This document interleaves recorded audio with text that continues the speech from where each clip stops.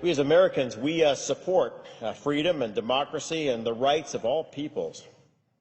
But as Gaza taught us in 2006, free elections by themselves do not make up a democracy.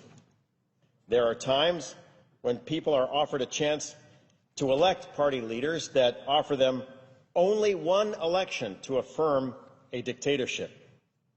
We can also learn from the year 1938 that the dangers of ignoring developments abroad are huge. Now, in the wake of the Arab Spring, we turn away from that region at our own peril. Now, on November 28th, the first stage of the Egyptian elections began, which will inaugurate a new electoral system forming a bicameral legislature. This first stage determines about 30% of 498 seats for the government's lower chamber called the People's Assembly. Before Egyptians arrived at the polls, protesters filled Tahrir Square in Cairo, and as a result, over 40 Egyptians were killed.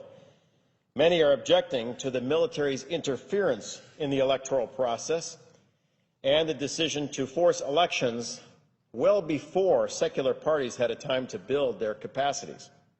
According to public polling and sources on the ground, this will likely hand an electoral victory to the Muslim Brotherhood and more radical Islamic elements within Egyptian society.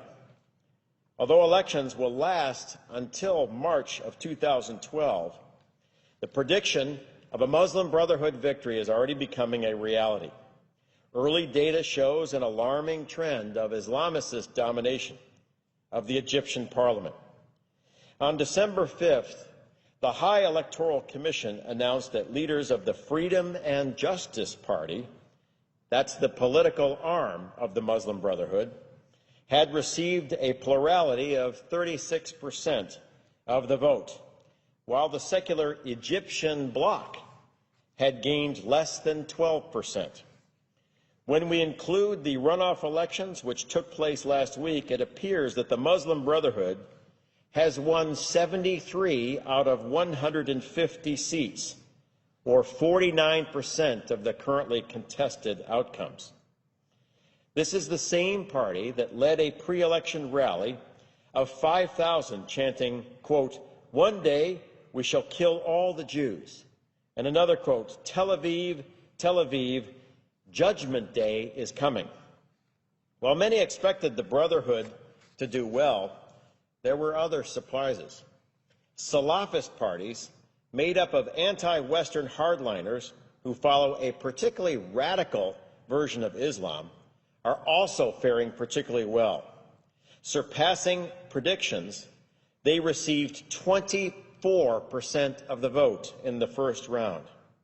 Importantly, these elections also included so-called liberal districts of Cairo and the Mediterranean port city of Alexandria.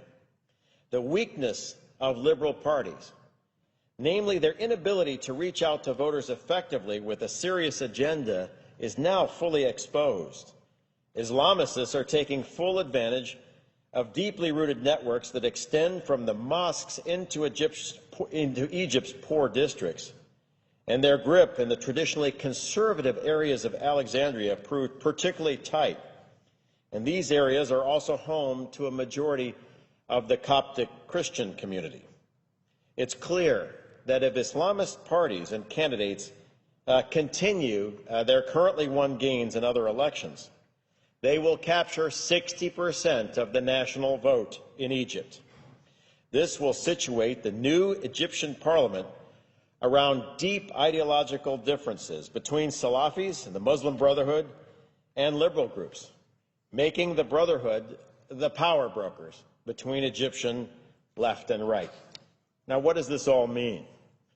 By January, the United States could face an Egypt defined by a hatred of Israel and many of the freedoms we hold dear: a freedom of expression, of women's rights, the right to practice any religion.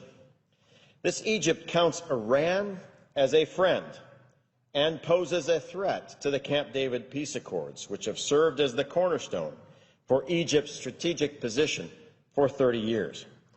Do we expect that an Islamist-led Egypt will prevent weapons from arriving in the hands of Hamas? Will an Islamist-led Egypt help preserve a free South Sudan? Will an Islamist-led Egypt act to protect Coptic Christians, who make up about 10% of Egypt? Or will we see continued violences, like we saw on October 9th in Mosrى, which killed 27 civilians and injured hundreds? Will an Islamist-led Egypt do what we expect with more than $1 billion of U.S. foreign assistance? Will they continue to share intelligence and to work against terrorism? These are all questions that may become critical issues for the national security of the United States very shortly. All of this instability prevents foreign investment and tourism that would help the Egyptian economy. The IMF has forecasted a little over 1% growth for the Egyptian economy next year. They said inflation will top 11%, while almost 12% of Egyptians will be out of work. Recently, the Egyptian pound traded at its lowest level against the dollar in 7 years. This time last year, the region was on the threshold of exciting change, but today Egypt sits instead on the threshold of a very dangerous path. The United States, and especially our State Department in particular, should do what it can to keep Egypt attached to peace and good relations with the West. The United States is now on the verge of a historic defeat and reversal of American interests in Egypt. Currently, if there is an Obama administration plan for handling a new Islamist Egypt that rejects peace with Israel and allies with Iran, I don't know it. And I don't know if anyone does. We must keep our finger on the pulse of this process. Liberal voices in Egypt must work to preserve the democratic goals of the January Revolution. Recently, I had the privilege of meeting some of Egypt's best and brightest young liberal leaders.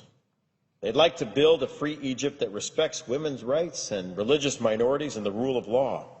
I was encouraged in meeting with them, but only hope that the coming election is not like a 1930s election in Germany, where people in Egypt are given one choice: to affirm a dictatorship, and then that is the end.